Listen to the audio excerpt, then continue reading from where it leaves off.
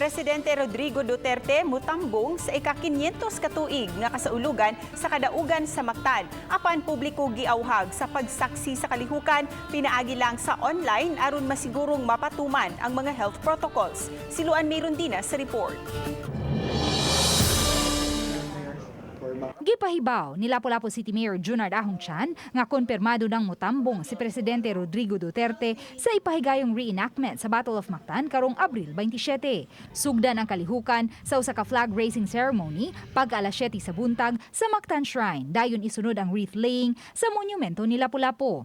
Mag-flower drop o flyby usab ang Philippine Air Force sa dili pa ang reenactment. Sa atong oras, no, on the time sa iyahang celebrar wala pay date, wala pay time yun, no. Tentative pa ang time nga nahatag. Gawas kang Presidente Rodrigo Duterte, pipila ka mga miyembro usab sa gabinete ug mga senador ang mikonpermar nga mutambong. Apan limitado lang adto sa usa ka gatos ka mga tawo o 50% sa capacity sa Mactan Shrine ang tugutang mosalmot sa kalihukan.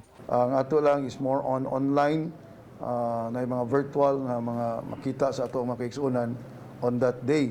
Subay sa naghinangat nga dakong kalihukan, mulusad usab og mga promo rates ang mga hotels o resort sa Dakbayan. Inagurahan usab sa unang semana sa Abril ang gi-renovate nga Plaza Rizal. Hayan sa mga nakahanay nga kalihukan sa tibok buwan sa Abril, bida dili lang ang turismo sa Dakbayan, apan labing mahinungdanon mao nga nagmadaugon ang mga upunganon nga pinanguluhan ni Dato Lapu-Lapu batok sa mga langyang mananakop.